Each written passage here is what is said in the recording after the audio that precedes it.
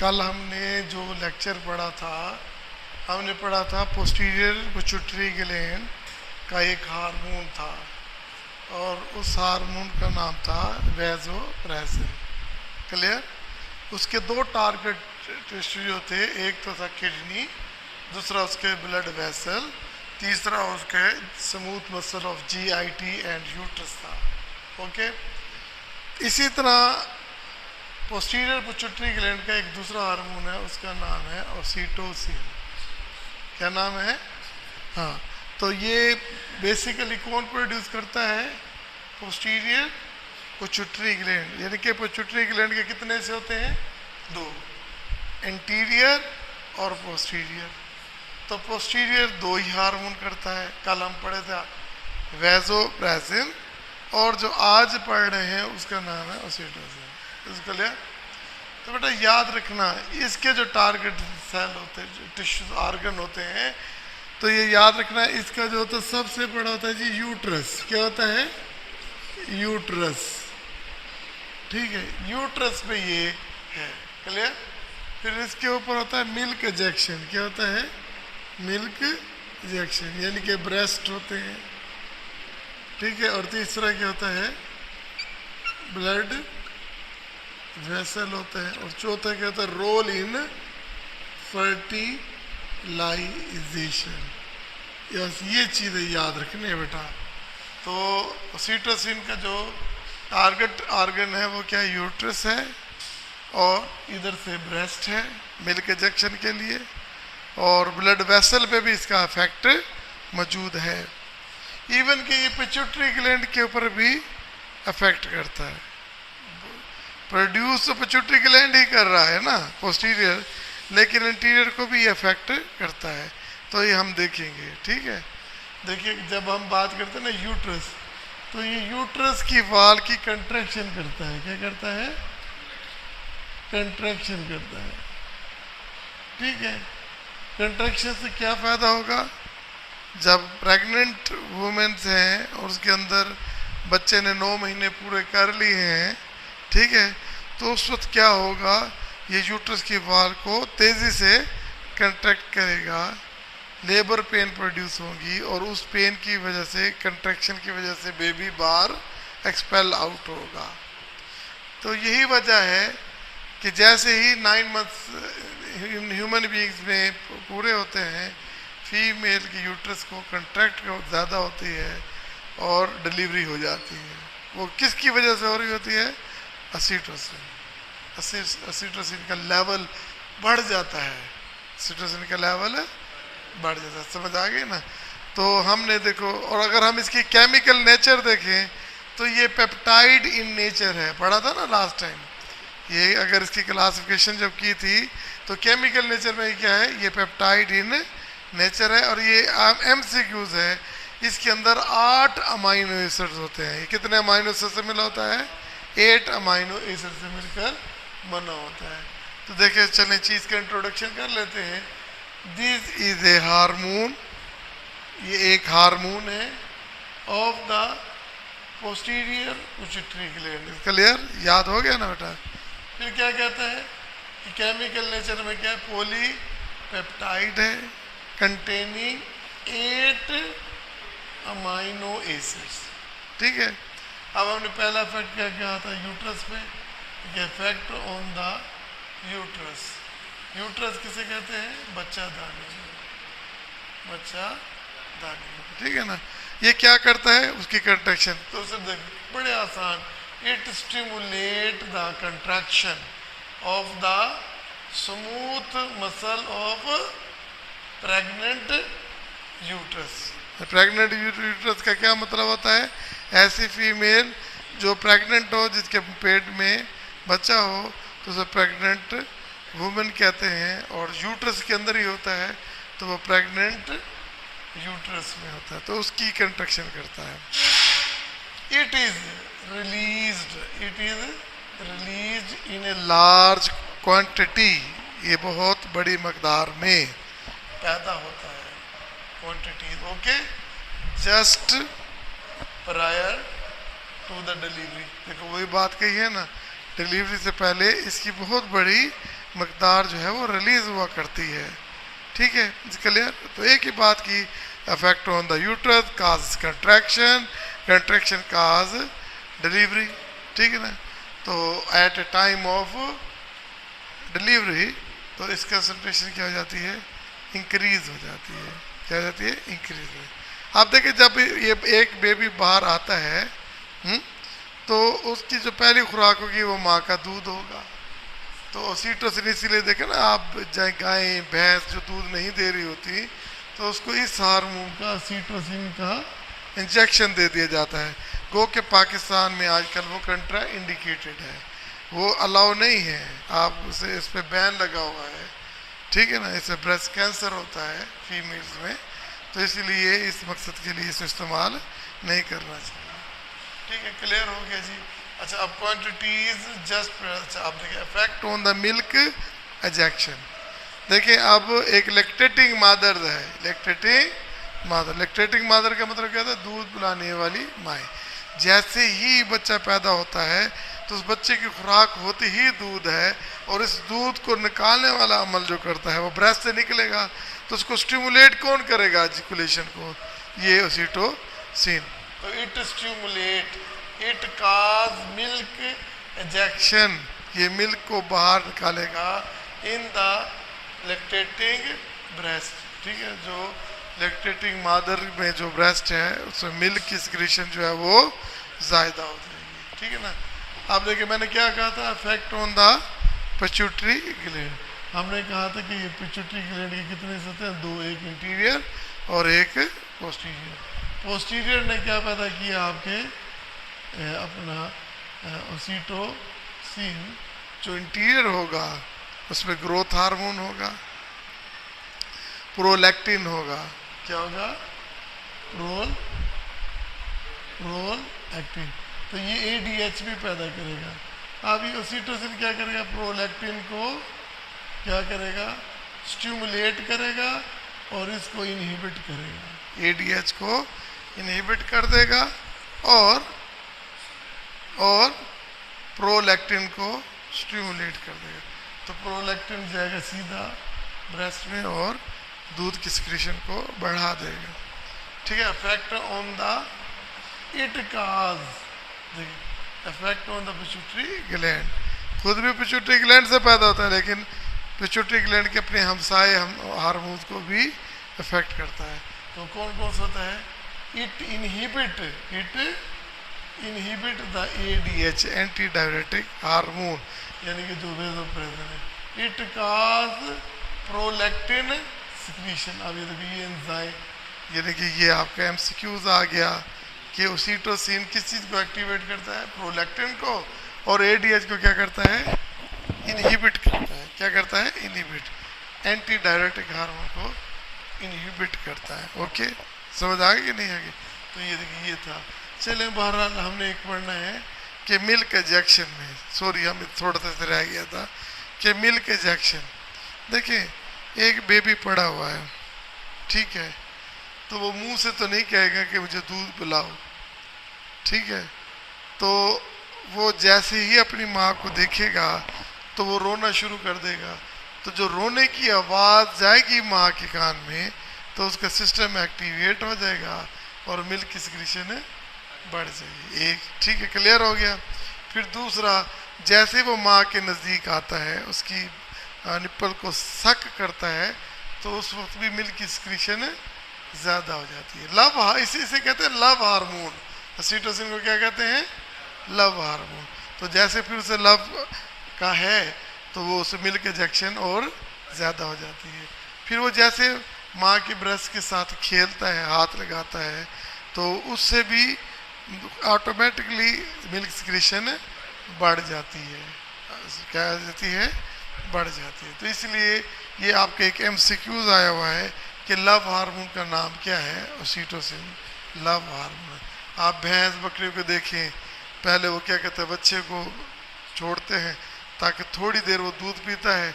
जैसे भैंस गाय ने दूध नीचे उतारती है तो बच्चे को खींच लेते हैं और वो दूध जो है वो निकाल लेते हैं, एजेक्ट कर लेते हैं। ठीक है ना। तो इसीलिए इसको लव। आप देखिए जब बच्चा माँ के पास जाता है तो माँ के अंदर ममता जागती है। तो ममता जागती है तो फिर अल्लाह की तरफ से उसके मिल्क एजेक्शन ज़्यादा हो जाती है। अब देखो यही है, देखिए sucking of the nipple breast by the baby, ठीक है ना, और फिर handling of the breast by the baby, handling करता है। और फिर दूसरा क्या, crying of the baby for feeding, जब वो भूख से रोता है, बिलखता है, तो उसको माँ का दूध पैदा होता है। फिर साइट और साउंड ऑफ द बेबी, जैसे माँ अपने बच्चे की आवाज़ को सुनती है तो उसका जो है वो सिस्टम एक्टिवेट हो जाता है। फिर हमने कहा effect on the blood vessel, effect on the blood vessel. तो सिंपल सी बात है, देखिए, अच्छा ये देखिए, effect on the blood vessel in large doses, जब लार्ज डोज करते हैं तो ये वेजो डायलेशन करती है, वेजो, हाँ, जब वेजो डायलेशन होती है तो ब्लड प्रेशर क्या होता है, कम हो जाता है। जाहिर है कि अगर आपके दिल में प्यार जागेगा तो ब्लड प्रेशर तो कम ही हो जाएगा ना, है। तो अब उसके अंदर ये आपके, और देखिए अब ये भी हमने पढ़ लिया, effect on milk injection, effect on pituitary gland, ये भी पढ़ लिया। अब एक रहता है effect on the fertilisation, fertilisation, ये रिपोर्ट से देखना, ये देखें, ये क्या होता है, ये ओवरी होती है, और यहाँ पर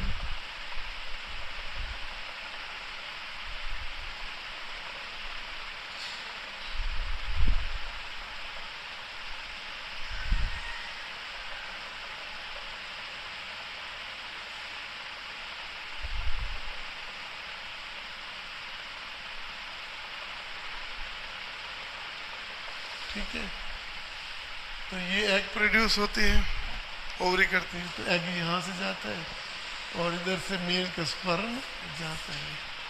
तो इस जगह पर फर्टिलाइजेशन का अमल होता है। इस जगह को क्या कहते हैं, फिलिपियन ट्यूब, क्या कहते हैं, फिलिपियन ट्यूब। तो फिलिपियन ट्यूब में फर्टिलाइजेशन का अमल होता है। ओके, देखो, अगर स्पर्म यहाँ तक नहीं पहुँचेगा और एग यहाँ नहीं पहुँचेगा तो फर्टिलाइजेशन का अमल नहीं होगा। तो अब जो स्पर्म जो होता है वो किस में होता है, सेमिनल फ्लूइड में, किस में, सेमिनल फ्लूइड में। अब मेल का जब सेमिनल फ्लूइड इसमें जाता है बेबी के नाल में, तो ये यूट्रस की वाल कंट्रैक्ट करती है, यूट्रस की वाल कंट्रैक्ट करती है।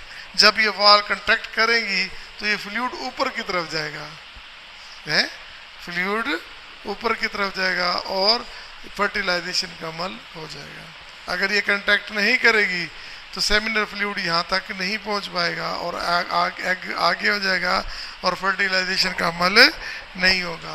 तो at a time of coitus क्या होता है कि ये फर्टिलाइजेशन का अमल होता है, ठीक है।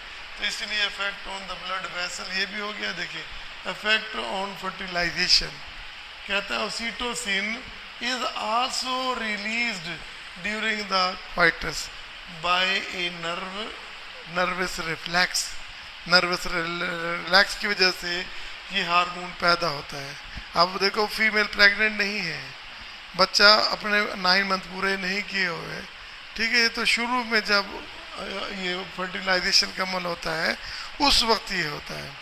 अब क्या होगा, इट काज, देखिए ये पैदा हो गया तो कंट्रैक्शन फिर भी इसने करनी है। आप कंट्रैक्शन का मकसद ये बेबी को रिपेल नहीं करना हो तो है नहीं, अब सेमिनल फ्लूइड को ऊपर की तरफ इसे धकेलना है। इट काज यूट्राइन कंट्रैक्शन, ये यूट्राइन का कंट्रैक्शन करता है and has a sucking effect on the seminal fluid, और सेमिनल फ्लूइड को ऊपर की तरफ धकेलता है। It accelerate transport of the seminal fluid, seminal fluid को ये ट्रांसपोर्ट करता है, धकेलता है toward the फ्लैपियन tube, toward the, ये देखिए टूवर्ड, ये देखिए ये मैंने लिखा है, देखिए ऊपर धकेला जा रहा है, ट्रांसपोर्ट किया जा रहा है ये फ्लैपियन ट्यूब में, और उधर से एग आ रहा है toward the फ्लैपियन tube and favouring. तो इससे क्या होगी, फर्टिलाइजेशन का अमल फेवर हो जाएगा। फर्टिलाइजेशन कहते हैं किसे, एग का स्पर्म में आपस में मिल जाना फर्टिलाइजेशन कहलाता है, ठीक है। ये देखिए ये हो गया। और affect on the blood vessel, अगर लार्ज डोज होगी तो ये ब्लड वेसल की वेजो डायलेशन करेगी, जब वेजो डायलेशन करेगी तो ब्लड प्रेशर लूज हो जाएगा। तो आज के लेक्चर में हमने जो पढ़ा, हमने पढ़ा पिट्यूटरी ग्लैंड का पोस्टीरियर एंड का जो दूसरा हार्मोन है वेसोप्रेसिन के अलावा, उसका नाम है ऑक्सीटोसिन। इसका दूसरा नाम लव हार्मोन भी होता है। ओके, हमने उसी तरह कहा कि प्रोड्यूस होता है पोस्टीरियर पिट्यूटरी ग्लैंड से। हमने उसी तरह कहा कि इसकी केमिकल नेचर क्या होती है, ये पॉलीपेप्टाइड होता है। इसके अंदर कितने अमाइनो एसिड होते हैं? 8 होते हैं। फिर हमने कहा कि इसका टारगेट टिश्यू क्या है, हमने कहा इसका टारगेट टिश्यू क्या है, यूट्रस की वाल है, यूट्रस की वाल है। फिर हमने इसे कहा कि यूट्रस के वाल है, फिर अफेक्ट और मिल्क है, और क्या है, और क्या बेटा, मिल्क है। ठीक है, कि मिल्क इंजेक्शन है। दो दो ये टारगेट हो गए, ठीक है ना। तीसरा क्या बताया, इसकी ब्लड वेसल्स है। तीसरा क्या है, इसकी ब्लड वेसल है। और चौथा क्या है, इसकी फर्टिलाइजेशन है। तो फर्टिलाइजेशन, ठीक है। तो पहले हम पढ़ते हैं जो इसका मेन मकसद है, वो यूट्रस के वाल को कंट्रैक्शन करना होता है। ठीक है, फर्टिलाइज्ड यूट्रस जो होता है, जिसकी फर्टिलाइजेशन हुई है, बेबी को 9 महीने पूरे हो चुके हैं, तो ये रिलीज होता है, उसका कंट्रैक्ट करता है। तो ये वजह कि at a time of delivery ये बहुत ज़्यादा हो जाता है, तो ये कंट्रैक्ट होगा तो बेबी आउट, एक्सपेल आउट हो जाएगा। तो ये कितना अच्छा इसका वो है, इफेक्ट है। फिर इफेक्ट ऑन द इंजेक्शन, देखिए अगर बच्चा बाहर आया है तो उसे दूध भी तो चाहिए ना, तो फिर ऑक्सीटोसिन फौरन एक्टिवेट करता है किसको भला, ये ब्रेस्ट को, कि वो मिल्क प्रोड्यूस करे, वो मिल्क प्रोड्यूस करे। ओके, फिर इसके बाद आ जाता है आपके पास फर्टिलाइजेशन। फर्टिलाइजेशन मैंने अभी बताया कि at a time of coitus क्या होता है, ये इस कंट्रैक्ट करते हैं, seminal fluid move toward the fallopian tube और फेवर द फर्टिलाइजेशन। तो ये पढ़ा। और फिर इसके बाद पढ़ा affect on the pituitary gland. देखो प्रोड्यूस भी पिट्यूटरी ग्लैंड से हो रहा है, लेकिन इफेक्ट पिट्यूटरी ग्लैंड वो क्या करता है, वो अपने साथी को रोक देता है, एडीएच को इनहिबिट कर देता है, एडीएच को इनहिबिट कर देता है, कहता है भाईजान तुम रिलीज मत हो। और फिर जो इंटीरियर पिट्यूटरी ग्लैंड का प्रोलैक्टिन क्या होता है, प्रोलैक्टिन, उसको कहता है भाईजान जाओ अपना काम करो और मिल्क को प्रोड्यूस करो। खुद नहीं करता डायरेक्ट, उसको करता है। ठीक है, क्लियर हो गया। तो ये सारी बातें देखकर हम इसकी कुछ इंडिकेशन होती हैं। बाज़ औक़ात नॉर्मल डिलीवरी हो रही होती है तो उस पर पेन नहीं होता, तो बच्चा आसानी से बाहर डिलीवरी नहीं हो रही होती, तो या बाज़ औक़ात किसी वजह से वक्त से पहले अगर इंड्यूस करना हो लेबर को, ठीक है, लेबर को इंड्यूस करना हो, तो उस वक्त इसका इस्तेमाल करते हैं, उस वक्त भी इसका इस्तेमाल करते हैं। देखिए इसकी इंडिकेशंस हैं। तो ये हार्मोन हम इंडिकेट करते हैं एक्सटर्नली किस में, inducing labour, inducing labour, labour यानी कि डिलीवरी को इंड्यूस करना, हेल्प करना या ज़बरदस्ती से, तो उसके लिए ये इसका इस्तेमाल किया जाता है। फिर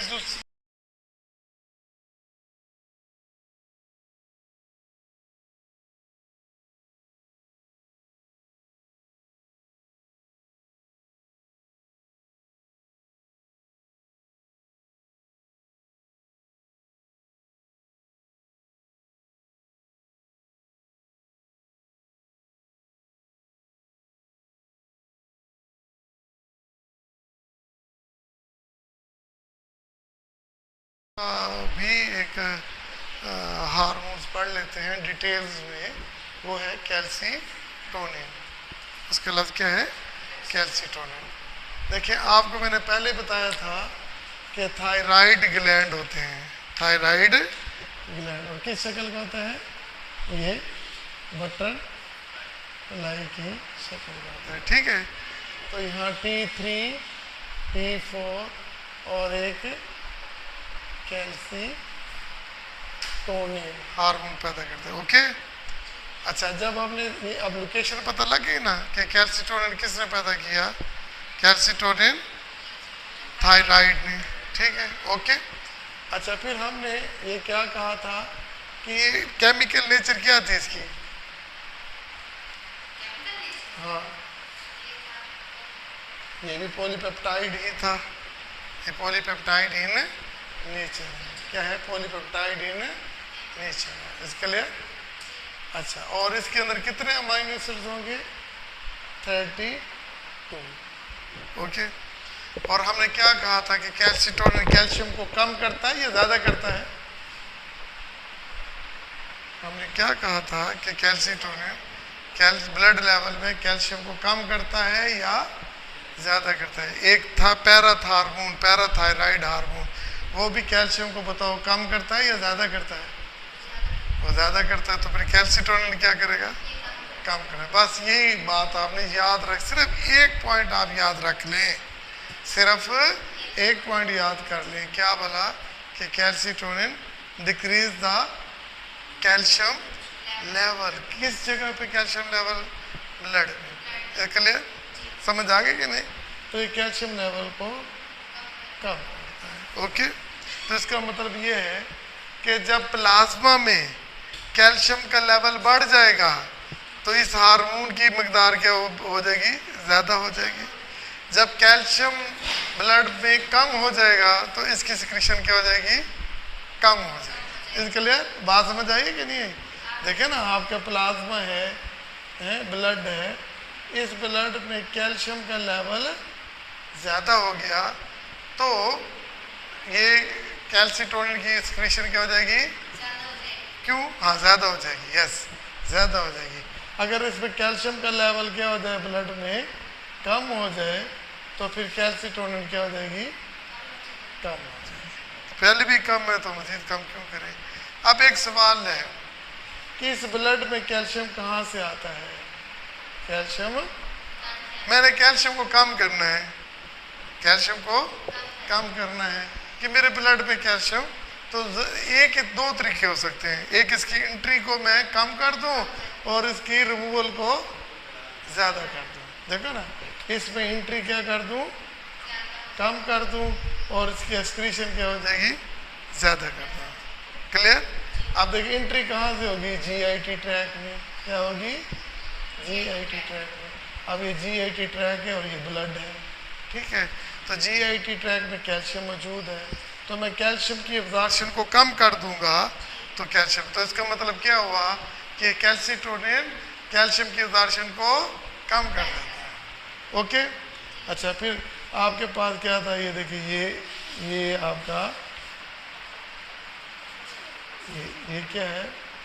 नेफ्रॉन। क्या है मेरे बच्चे? नेफ्रॉन है ना, ठीक है? ये कलेक्टेड डक्ट, ये डिस्टल कन्वोल्यूटेड ट्यूब्यूल्स है, ठीक है बेटा? समझ आ गई है ना? तो यहाँ से कैल्शियम की, सोडियम की, क्लोराइड, इसकी रीअब्जॉर्प्शन हो जाती है। तो यहाँ की ये देखिए कैल्शियम आ रहा है ना रीनल ट्यूब्यूल में। ये देखिए, ये कलेक्टिंग डक्ट है या डिस्टल कन्वोल्यूटेड ट्यूब्यूल्स हैं। यहाँ पे कैल्शियम की एब्जॉर्प्शन क्या हो जाती है? ज़्यादा हो जाती है, ठीक है? तो फिर भी कैल्शियम का लेवल बढ़ जाएगा। अगर इसके एब्जॉर्प्शन को यहाँ पर रोक दिया जाए तो फिर क्या मतलब है कि इसकी कैल्शियम की एक्सक्रीशन क्या हो जाएगी? ज़्यादा हो जाएगी। कैल्शियम की एक्सक्रीशन क्या हो जाएगी? नेफ्रॉन ज़्यादा से ज़्यादा कैल्शियम को एक्सक्रीट आउट कर देंगे तो कैल्शियम का लेवल कम हो जाएगा। मेरे बच्चे समझ आ गए कि नहीं आ गए? या नहीं है?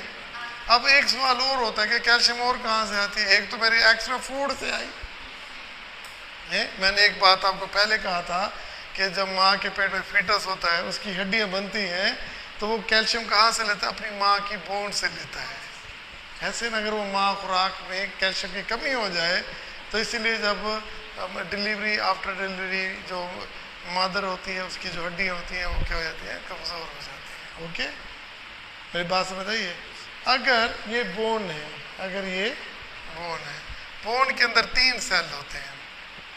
क्या होते हैं? 3 सेल। एक होते हैं मैच्योर, उसको कहते हैं ऑस्टियोसाइट। क्या कहते हैं? ऑस्टियोसाइट। एक होते हैं ऑस्टियोक्लास्ट। ऑस्टियोक्लास्ट ये बोन को डिसॉल्व कर देते हैं। ये बोन को, जब किसी चीज़ को हम तोड़ेंगे, डिसॉल्व करेंगे तो फिर उनसे कैल्शियम बाहर नहीं निकलेगी, है? तो ये ऑस्टियोक्लास्ट। और एक होते हैं जो हड्डियों को बनाती है, उसे कहते हैं सेल को ऑस्टियोब्लास्ट। ओस्टियोब्लास्ट। ये बोन फार्मिंग सेल है, ये बोन डिसॉल्विंग सेल है, और ये बोन मैच्योर सेल है। अब देखिए अगर इसकी एक्टिविटी बढ़ जाएगी तो हड्डियां क्या हो जाएंगी, मजबूत हो जाएंगी, और कैल्शियम का लेवल क्या हो जाएगा, कम हो जाएगा। क्यों बढ़ क्यों जाएगा, देखिए ब्लड में कैल्शियम अब हड्डियों में चला गया तो कैल्शियम का लेवल कम हो जाएगा। जब ओस्टियोक्लास्ट एक्टिविटी ज़्यादा होगी तो फिर ब्लड में कैल्शियम ज़्यादा हो जाएगा। जब ओस्टियोब्लास्ट की एक्टिविटी ज़्यादा हो जाएगी कैल्शियम का लेवल कम हो जाएगा। ओके, तो अब इसके टारगेट सेल क्या हुए, एक हुआ GIT ट्रैक, दूसरा क्या हुआ नेफ्रॉन, दूसरा क्या हुआ ओस्टियोसाइट, चौथा क्या हुआ ओस्टियोब्लास्ट। GIT में अब्जॉर्प्शन को क्या कर देगा, इनहिबिट कर देगा। क्या कर देगा, इनहिबिट कर देगा। एक्सक्रीशन को क्या कर देगा, ज्यादा कर देगा। ओस्टियोक्लास्ट यानी कि बोन डिसॉल्विंग, ठीक है ना, उसे क्या कर देगा, कम कर देगा, उसको क्या कर देगा, कम कर देगा। और ओस्टियोब्लास्ट एक्टिविटी को क्या कर देगा, ज्यादा कर देगा। हड्डियां बनेगी, कैल्शियम का लेवल कम हो जाएगा। मेरे बच्चे समझ आ गए ना, तो हम 1 बाय 1 देखते हैं, पहले पढ़ते हैं। देखिए आज मैंने ज़रा गलती से इधर लिख दिया पहले। तो हार्मोन का नाम क्या है बेटा, कैल्सीटोनिन। ओके, एक लाइन में क्या करते हैं, कैल्शियम को कम करते हैं। तो जेर में देखिए this hormone is produce by the, हमने तो कहा था ना थायराइड से पैदा होता है ना, है? तो आप ये याद रखना, parafollicular cell, parafollicular cell of the thyroid. Is clear, हमने तो थायराइड का कहा था, तो अब ये कोई मुश्किल लफ्ज है पैराथायराइड। अच्छा, इट इज इन्वॉल्व, ये हार्मोन इन्वॉल्व है इन द होम्योस्टैसिस,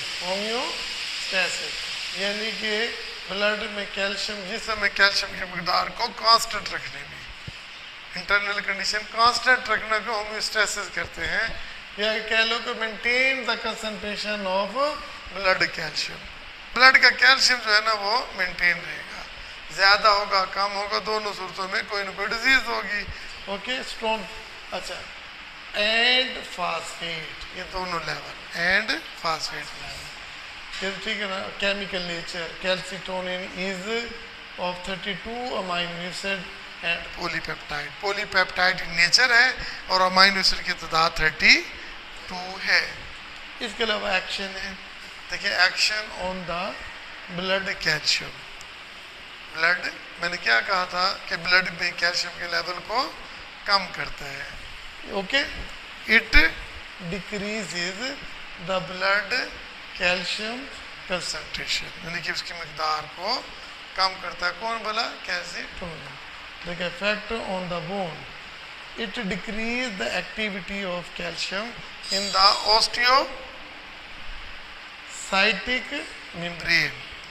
क्या करता है, increase osteoblastic activity. Osteoblastic activity का पता लग गया ना, बोन फार्मिंग एक्टिविटी को बढ़ा देता है।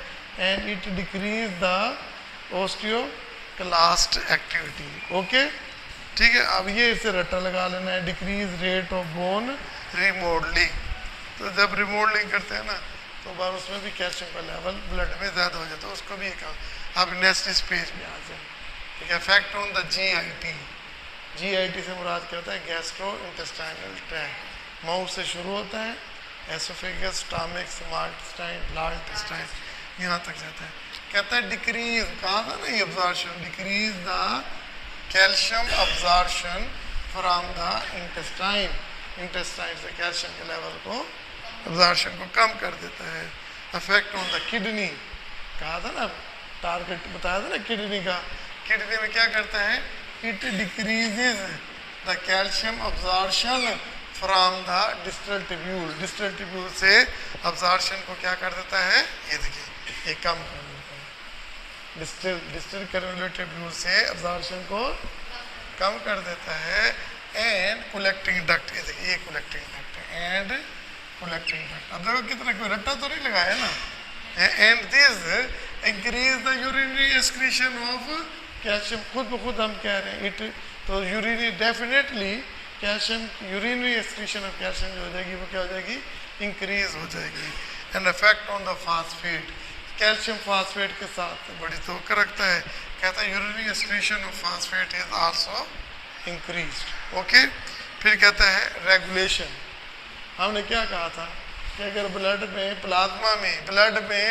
प्लाज्मा कंसंट्रेशन ऑफ कैल्शियम जो है इंक्रीज होगी तो कैल्सिटोनिन की मकदार बढ़ जाएगी, और अगर प्लाज्मा में कंसंट्रेशन ऑफ कैल्शियम क्या होगी, कम होगी, तो कैल्सिटोनिन की एक्टिविटी कम होगी। क्योंकि पहले काम में मजीद कम क्यों कर दें, देखो यही करते कि रेगुलेशन।